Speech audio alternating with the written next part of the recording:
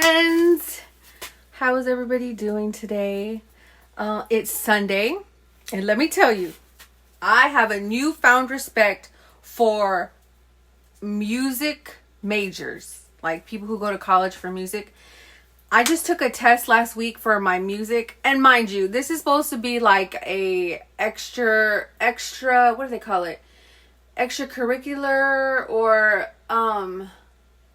is it extracurricular? I forgot what the class is called that you take that you don't need it for your degree, but it's necessary for your like extracurricular hours. You have to take so many extracurricular something. I don't remember. I don't even think that's the right word, but so I chose music thinking, music. Oh, how fun. You know, I took music in middle school and elementary. It can't be that hard. And it's online. So what are they going to, try to make me do? Well, this is the only class this semester that I have to go to 2 concerts. You guys saw I went to the jazz concert. We're going to Atlanta to go to another symphony concert that I have to like write 2 big papers for end of the semester. But I took an exam last week. I think it was Thursday. I took the exam. And I failed it, guys. I made a 65. And I thought I was like ready, prepared. And the last exam that I took, I made a 75. And guys, for me, it's so important to like keep my grades. My GPA right now is a 3.82. Praise Almighty. But every time my grades go in, like if I make a B or lower, it'll like, you just have to take care of that GPA, because when you have a high GPA, you get approved for grants and financial aid and, a whole bunch of extra stuff. And plus, it's important for me to keep my GPA up, because when you go after you graduate and you look for a job, they do look at that, and they look at your awards. And I've gotten a few awards along the way, which I'm not like, oh, look at me, I'm fancy. No, it's just, it's good to have a good GPA. So when you go and you're ready to go into the career field, it looks better. But this music class is taking me for a ride. Okay, so I made a 65 on the test, right? And I was like bummed out all weekend. Had to like really clear my mind to get focused on the Sabbath. And I was just thinking about it like, oh man, that 65, I got to do so well on the rest of the rest of the assignment so that it'll kind of level out when the final grade comes in, right? But I got on there this morning, and I saw that you could retake the exam, that she gives you 2 options, like 2 chances to take it. So I told my husband I got me something to eat, and I was like, I'm going in, I'm going to retake this exam and try to make a better grade. And he's like, hey, use all your resources. Because the thing about the professors, they're like really cool about, you can use, it's open book, so use your resources.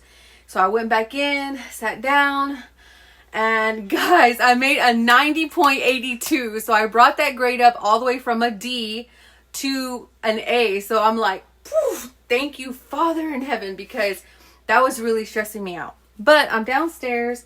I'm going to put some laundry in because we're running out of clothes, because we've been hitting the books all week, and that's just how it goes. Run out of clothes. And I had to turn the volume up, because my volume, I notice when I'm recording, is low, but got to get some laundry in because we're running out of clothes and chones and stuff for the week. So I'm going to put some clothes in for us. Just do a speed wash.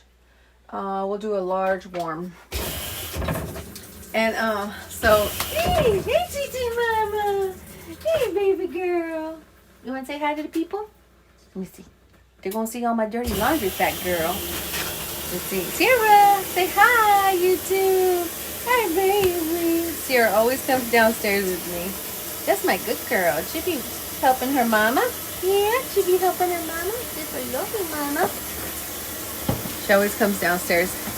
Because this used to be our room down here until we had that flood from the laundry, and which was a blessing, because underneath this house was built in 1955, but we had like the laundry, where the laundry goes into the wall, it flooded out of there, and we couldn't understand what happened. But good thing it did, because when they took up the tile out here, when they took up all this tile, they found asbestos under that tile. So what happened was I came downstairs to change the laundry, and it was full of water, like all the way out there. And I was like, oh my goodness. And we almost didn't call our insurance to tell them, because we were like, oh, we just didn't want it to go against us, or we just didn't want to call, because I think the rates go up. But we called and they put a claim in, and they came and they took out all the wet stuff, right? Because they didn't want it to mold, and they wanted to protect, and they sprayed like anything that got wet. Like, so when you see like all this, they had to come take out all the baseboards because the water started to like soak in all the way up. And when they took that tile out, they found asbestos tile. And if we would have left it, it would have made us so sick. Like, it would have started to create like black mold. So I think honestly it was a blessing.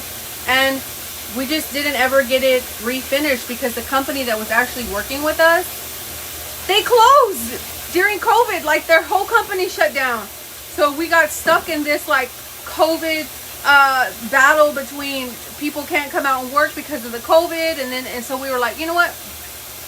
We talked to the insurance company. We're like, we'll take care of it. And we just haven't gotten around to it. But eventually, you know, but it's nothing like, oh, we need to get it done. We don't care. We're like, we live in, we breathe in, praise Almighty, you know what I'm saying? Like, we'll get to it when we get to it. But I'm just happy they found that asbestos, because I studied a case where a woman and her husband, they were getting sick because there was asbestos. So I want, excuse me, I just finished eating. I wanted to insert this because I was talking about the asbestos, right? And so our house was built in, our house was built in 1955, but it was remodeled. And it seems like downstairs what happened was they put new tile on top of old tile, and under the new tile is when they found the asbestos. I don't know if it was like the glue or the tile itself was asbestos. I don't know how that goes, but I wanted to clarify that. Like, our house is all like, all the finishings and stuff it's all been remodeled and stuff, you know, like everything. So it's not like the original 1955 furnishings or whatever. But so when they took up the new tile that was down there, they found underneath was asbestos tile. So that's what I was trying to explain. It's in the walls, like, and asbestos is, I guess, like a chemical that they put in like old stuff when they used to build and stuff. But man, they even told us when the construction people came, they're like, you have asbestos in the house, you have to get it out. It'll poison you guys. And I'm like, oh. Well, my husband, he took care of all that. He was like, yeah, take it out, whatever you gotta do, you know. So I feel like everything happens for a reason, and that happened to, you know, to protect us. But yeah, I was saying that because Sierra, like, when she was a baby, this is where we had her, down here, because the tile was so beautiful. It was like slate, all cream colored tile. And I mean, this is where our bedroom was, you know, and now we're upstairs because we have a 4-bedroom house. So, and plus the downstairs. So this is what she's used to. And this chair, this recliner, I've had for like 4 years. And this used to be her chair. Like, that's her chair, don't mess with it. You know, she come and like jump in that chair, and that's her chair. So we just left it down here. We actually need to throw it away because it's like the leather's peeled off of it. But we keep it because that's her chair, and I like sweep it off for her. But here's my baby girl's chair. Guys, oh my goodness, I am so happy I got that test redone. I was nervous, like, you know, I didn't want to fail. Like, well, that wouldn't have made me fail. I still had an A in the class, but you know, who's our most toughest critics but ourselves? We gonna be hard on ourselves, you know, more than anybody. So I'm just glad I saw that I could retake it. Because I had seen that there was, the first exam I took, I made a C on it. I made like a 75. And I didn't even know you could retake the exam. And I was like, man, I should have paid more attention to that. Because she clearly stated, you know, you can retake the exams twice. She did. She put it on there. I just wasn't paying attention to it. But, getting us some laundry together. Guys, my laundry has overpiled. I mean, we got, I feel like 3 buckets of laundry down here. So how are you? Oops. told myself I wasn't gonna talk off the camera. How are you guys doing? Is everyone doing okay? And are you guys keeping up with like what's going on with Trump and Zelensky and Ukraine and Russia and all that? Are you guys keeping up with all that? I was watching a little bit, man. They got heated in the Oval Office. Zelensky is in Ukraine. That's the president of Ukraine. And, you know, apparently America has given him a lot of money for the war. And Trump is trying to mediate a peace deal between him and Russia so they can, you know, bring things to a close. But that's going to be interesting to watch. That is going to be interesting to watch.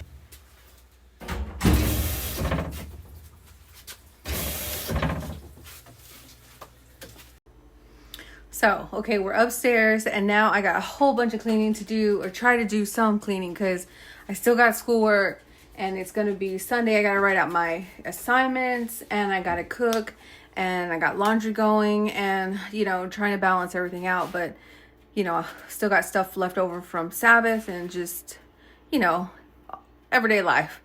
But I think for lunch, what I'm going to make is I'm going to bake some of this salmon and do that, like that avocado salmon salad, you know, where you do the cucumber and salmon salad. I did it last time. RJ really liked it, so I think I'll do that because he has some chips and he can eat it with some chips, but he needs something to eat. So yeah, I'm just gonna put a few of our Kita. I don't know, we get these from the commissary. Not bad price too. It's and what I like about this is it's wild caught Alaskan fillets, so they don't have any of that carbon monoxide sprayed on it. So put this on. I'm just gonna air fry it because it's gonna go into that salad anyway.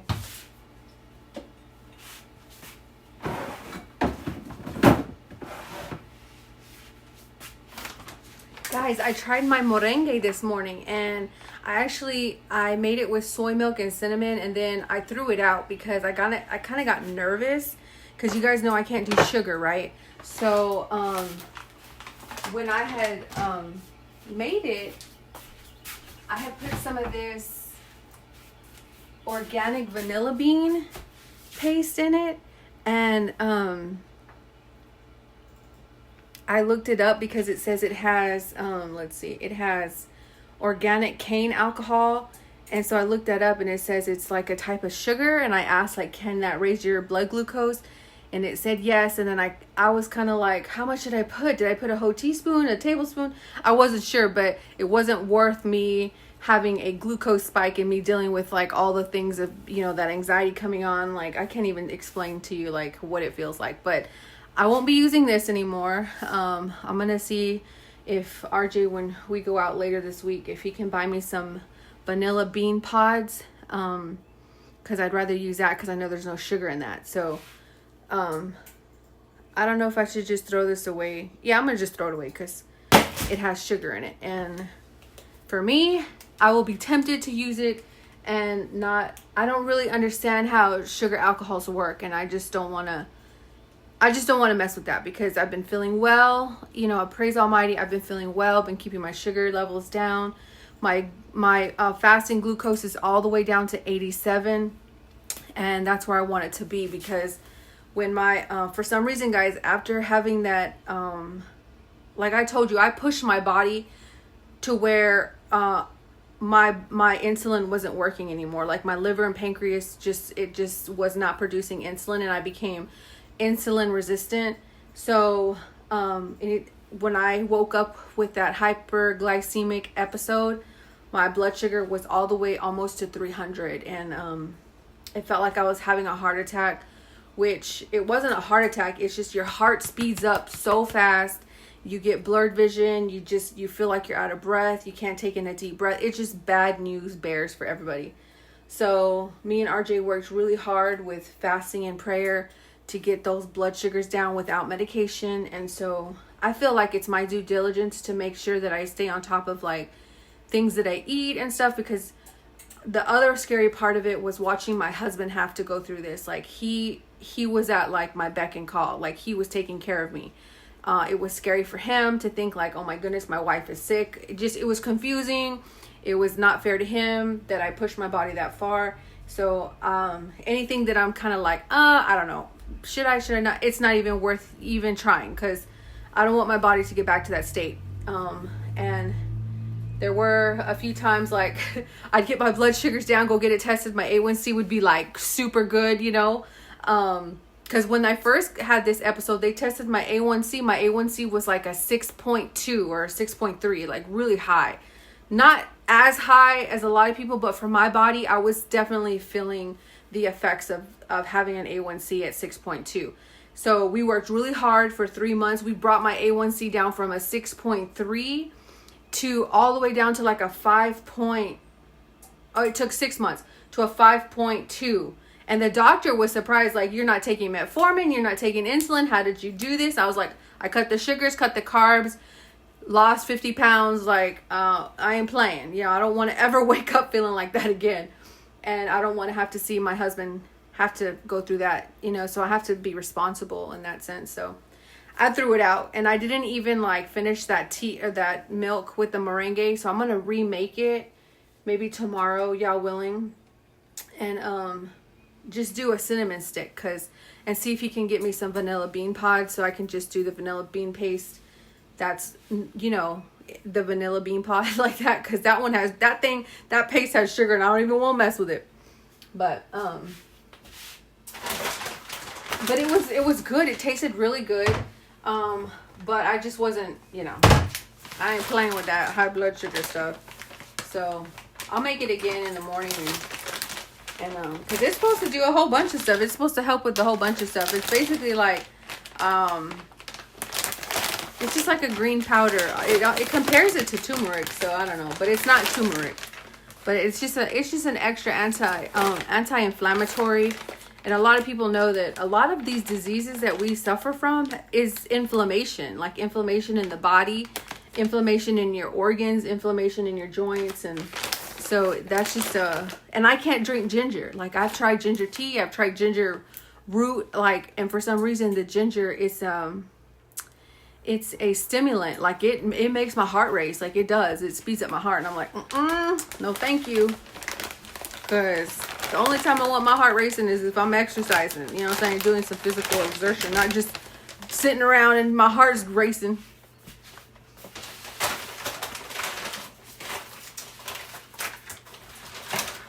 I'm gonna make 4 of these and put it on the sheet pan. What you doing, fat boy? You Tango. You wanna say hi, Tango? Come here, fatty boy. Come here. Look at the boy. Look at the boy. That's my baby. Look at the baby. Zara. My babies. And my Tango boy and girl.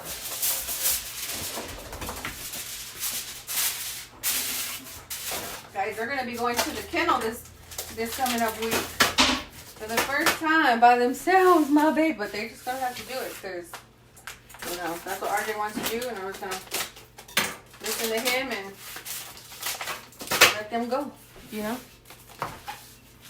And you know, I think that's what I need too, because, guys, there's been times when RJ's gone fishing and wanted me to go with him, but I just didn't go because I didn't want to put the dogs in a kennel, you know.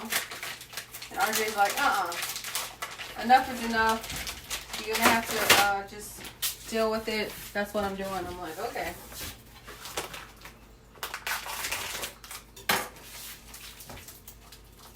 And I see people on YouTube do it all the time. There's actually a couple that I watch that they'll be like, they take their dog to the kennel, and when they pick him up, he's happy as can be because the people really do take care of him. So, and plus, this is the vet that we use for our dogs anyway, so they know Tango and Sierra.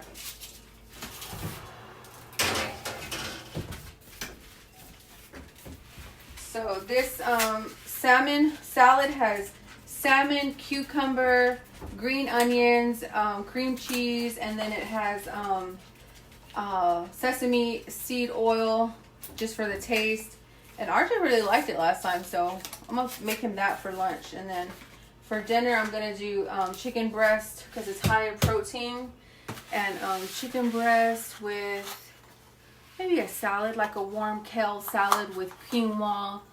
And I asked Copilot to make me a meal plan for him because you know RJ turned 50. He turned 50 in November, so, and I turned 40, guys. We getting old.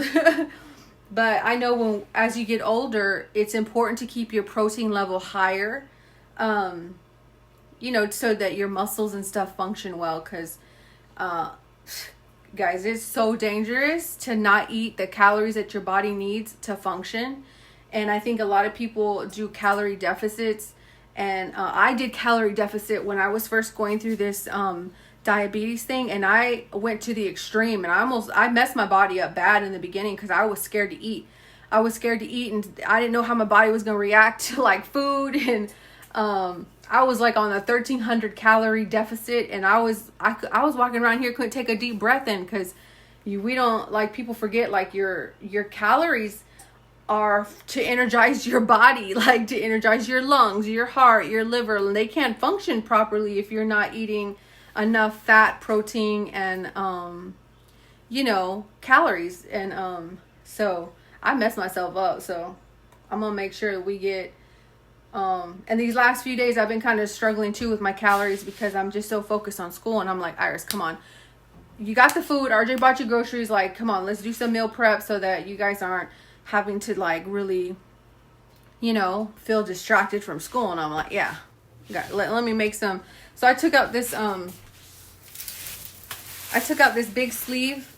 Guys, I'm telling you, if you know anybody that lives or is military and you guys have a commissary, look how much this big thing of chicken breast was, $11.73. When we buy one of these from Publix, it's like $20. So the military is, you know, really helpful in making sure that the prices aren't super expensive, and it's tax free. So y'all be hitting up your friends, because you can take people that are in the military and have access to shop at the commissary. They can take their friends, you know, to shop. So, no, you know what I'm saying? Tell them, hook it up, man.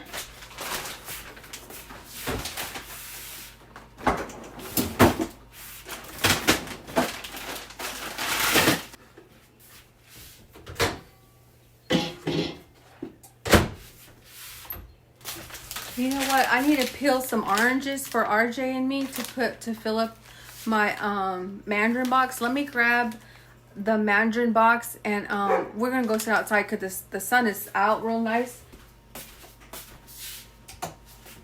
I already know what RJ is gonna say. If you're going outside, put your gun on. So let me put this thing on, because not necessarily for people, but we've had big dogs run up on us and on our property, so it's just, you know, it's smart.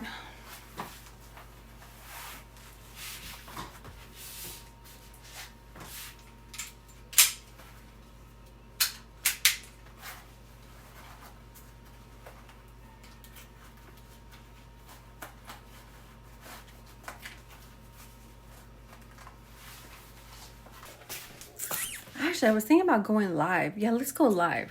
Guys, this is what I got for lunch. I baked off 4 pieces of salmon, softened cream cheese, cucumber, green onions. We have onion powder, garlic powder, pepper.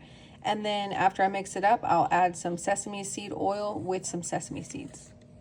Okay, here it is all mixed up. Now I'm going to add some of this Dynasty sesame oil.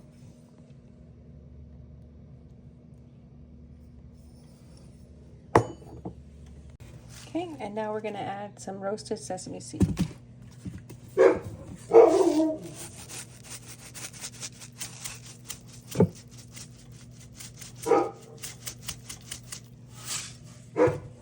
it a nice little crunch.